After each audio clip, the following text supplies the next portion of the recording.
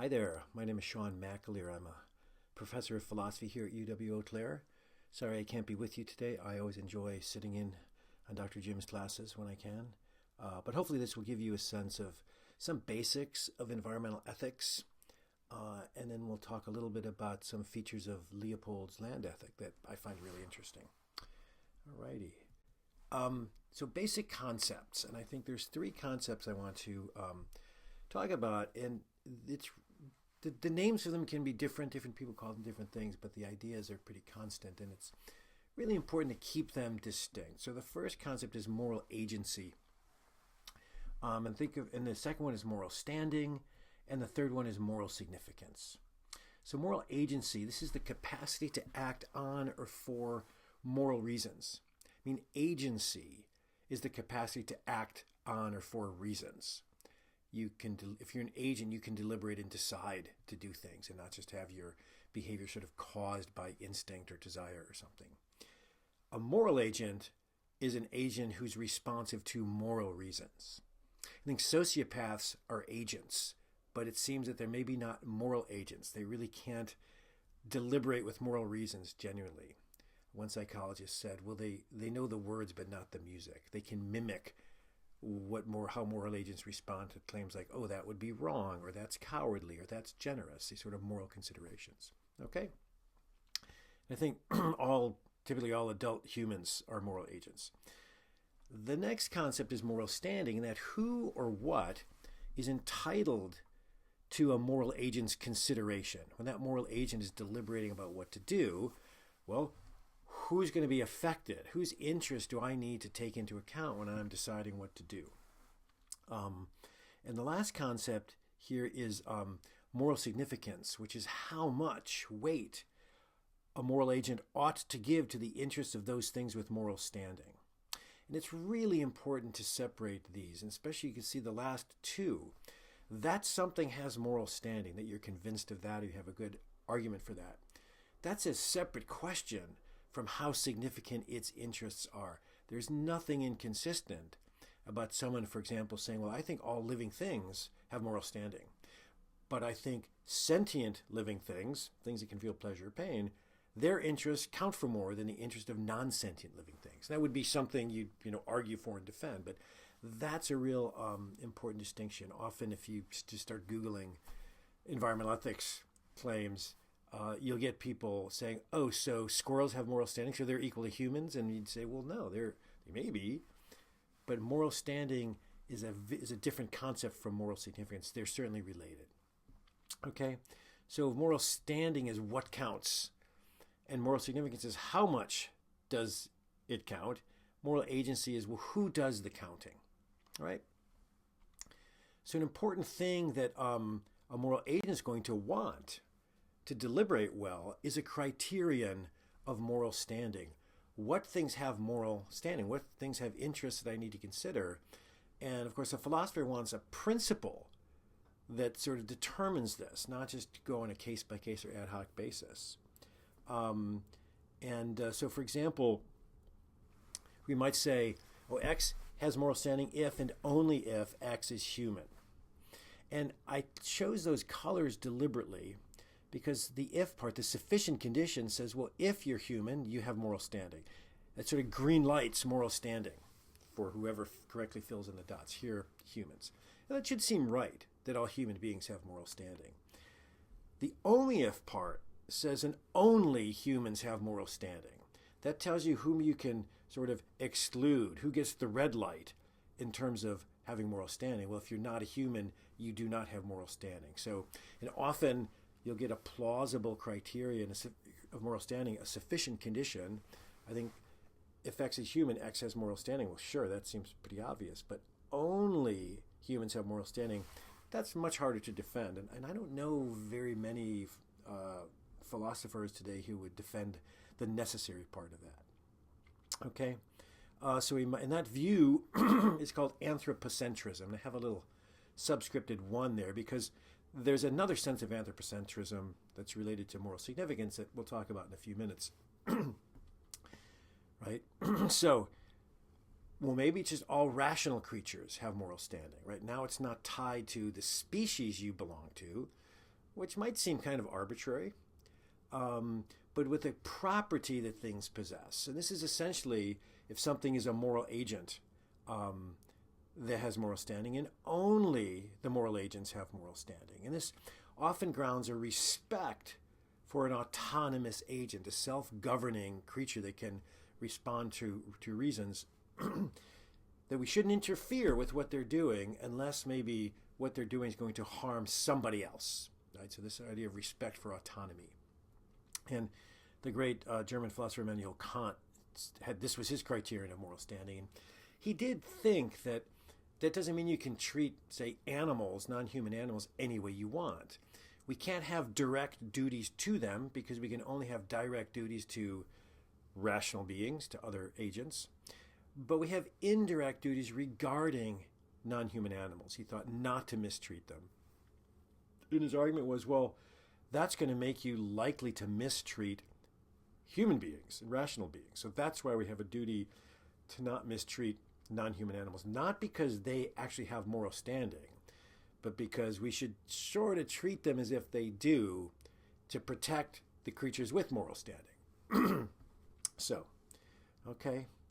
A lot of people find the criterion of rationality is fine as a sufficient condition, but reject the idea that only rational creatures have moral standing. I mean, after all, our household pets are not agents in the sense. I mean, I love my dog, but I don't think my dog is capable of deliberating, deciding about what to do. I don't think dogs and cats, and as far as I can tell, most non-human animals are capable of thinking about. I mean, do you think your dog is capable of sort of deliberating about, boy, is there more to life than hanging my head out the car window and catching frisbees? They don't. Their lives are sweetly uncomplicated in that way. So some people might move to this criterion of sentience, the capacity to feel pleasure and pain is the criterion of moral standing. Peter Singer, very famous contemporary philosopher, Tom Reagan, another philosopher, both sort of grandfathers, so to speak, of maybe the modern animal rights movement, we might say. And they had very different views. Reagan was sort of a Kantian, but for animals, and Singer was, we'd call a utilitarian. He thought that what makes things right and wrong is they produce the best outcomes. And you would need to consider the interests of sentient creatures because they can be benefited or harmed, and they're being benefited pleases them, and they're being harmed pains them. So any moral agent is obligated to take those considerations into account. Other philosophers might say, I agree that if you're sentient, you have moral standing, but again, that necessary condition is too strong. It might say, if something is alive, it has moral standing. Paul Taylor, a contemporary philosopher, argued for this and called it biocentrism, sort of a life-centered ethic, as opposed to a human-centered anthropocentric ethic. And it's interesting because Taylor thought that sort of, and again inspired by Kant, we have duties of respect for what he called teleological centers of life, things that have ends and goals of their own.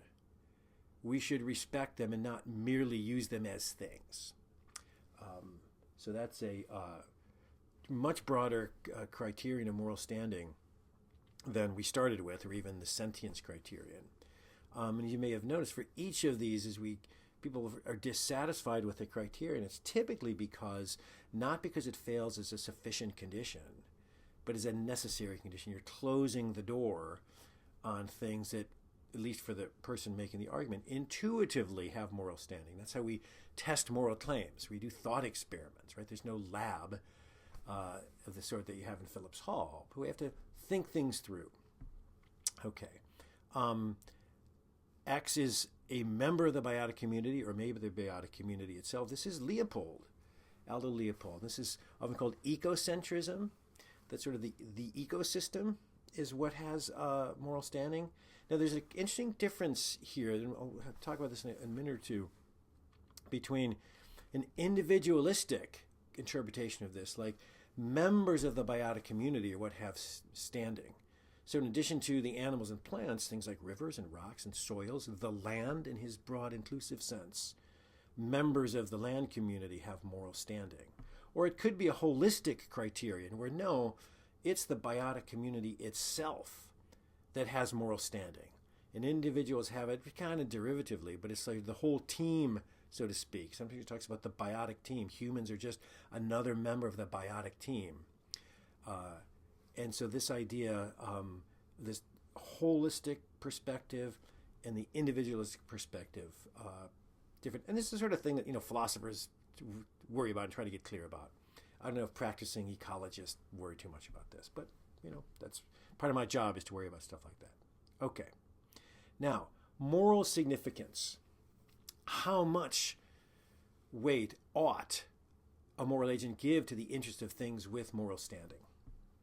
And this is the principle of equal consideration of interest, the PECI. It's a pretty plausible place to start. And here's what this says. A moral agent ought to give equal consideration to all things with moral standing. And if we just stopped there, that would be sort of absolute equality is required. Everything with moral standing, their interests all have to count the same. Peter Singer continues, well, no, it's unless there's a morally relevant fact or difference that would justify unequal consideration. So let's start with equality, but there may be reasons to depart from equality, right? If there are 8 people at the table and 8 slices of pizza, well, maybe everyone should get 1 slice. But we can imagine situations in which there would be a reason to have unequal consideration. Someone would say, hey, I bought the pizza. I'm going to decide who gets the slices, right? Or, boy, we have a defensive lineman from the Packers who maybe needs more to eat than a 5-year-old kid or something like that. So the idea would be start with a presumption of equality, but know that there may be reasons that would justify giving unequal consideration. And I want to stress this is a normative claim. It's not describing how people do act, right? It's not a psychological assertion that, in fact, people do give equal consideration to all things unless there's some psychologically relevant fact or difference that explains unequal consideration. This is a moral, normative, evaluative claim. I put the normative term especially in red. That is about what moral agents ought to do, and the distinction needs to be morally relevant. I think you can see this principle. Racism clearly violates the principle of equal consideration of interest because it takes something that's morally not relevant, racial difference, to be morally relevant, right? Clearly, racial difference is psychologically relevant to a racist, and maybe to non-racists too. But it's using that racial difference to give unequal consideration to the interests of people. That's how the racist violates the PECI. So it's the nice thing about this principle, it covers a lot of ground, not just in environmental ethics. The sexism clearly violates it for a very similar reason. It takes sex difference to be relevant when typically it's not. There may be situations in which it is relevant, but to say not hire a woman for a job, and why not just because she's a woman, you think, well, what does that have to do with anything? Even Plato in the Republic, this idea of philosopher kings, also had philosopher queens, and thought, boy, just being a woman is not a disqualifying feature. That's absurd. That's biological. What he's concerned with is the minds involved. So, and Singer, I don't know if Singer coined this term, but he sort of popularized it to the extent it's popular. Speciesism violates the PECI, taking species membership itself to be morally relevant. He thinks, well, that's as arbitrary as race or gender. That does not stand up to scrutiny, Singer thinks. And if you're anything like me, when you first encounter speciesism, I thought, oh God, give me a break. But as I thought more deeply about this stuff, it began to make a lot of sense to me that you could appeal to things like, well, it's not that this thing is just a cow. It's okay to eat it because it's a cow. It's okay to eat it because it's not rational, would be a move that's not quite so arbitrary. Because you could probably give an account of why rationality matters, okay? Matters morally. So it's a really important principle. And one thing you might notice here, as we go down the list of criteria of moral standing, and it gets who counts, what counts gets more and more, gets broader and broader, the plausibility of egalitarianism becomes less and less plausible, right? That it's one thing to think, okay, everything that's living has moral standing, and a moral agent needs you need a reason, a decent reason to cut down a tree.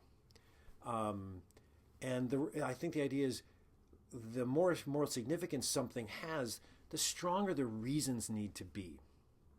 And so this is just something people wrestle with. The broader your criteria of moral standing is, the less plausible it is, the less plausible moral significance is. Hopefully that makes some sense. That could be an interesting discussion point. Okay. Anthropocentrism, the first sense we mentioned before, that only humans have moral standing. The second sense would be humans have greater moral significance than other species. So the first one's about moral standing. The second one's about moral significance. And again, species membership, I think a lot of environmental ethicists and philosophers are just skeptical that a zoological category can do that, carry that kind of moral weight. So these are, people will use the term anthropocentrism, covering either one, sometimes both. And it's just, good to have that distinction ready. All right, let's talk about Leopold. And one thing that interests me in Leopold's land ethic is this question of, well, what does have moral standing? Is it members of the biotic community, or is it the biotic community as a whole? And here's a quote, and this is from the Sand County Almanac. This is in the Library of America, I think, collection of all his writings, which is, if you're interested in him, it's really a book well worth having. Along with Kurt Meiney's biography of Leopold, where it's a terrific book, and he goes through and really discusses Leopold's developing ecological environmental thought. So well worth chasing down if you're interested in learning more about Aldo. So Leopold says, so the land ethic simply enlarges the boundaries of the community, so the moral community, to include soils, waters, plants, and animals, or collectively the land. So this seems to be kind of an individualistic approach, right? So it's expanding the boundaries, more things, individual things are included, is having moral standing. He doesn't use that phrase, but that's what's going on here, I think.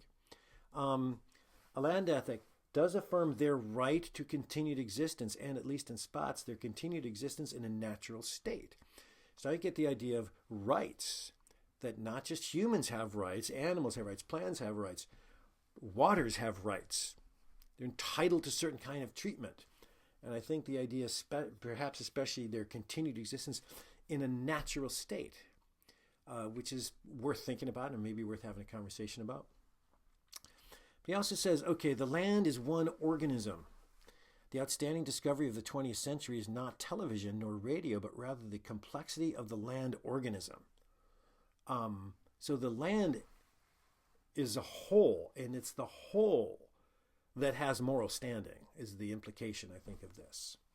And this is an essay, A Survey of Conservation, which it's in that collection of his writing.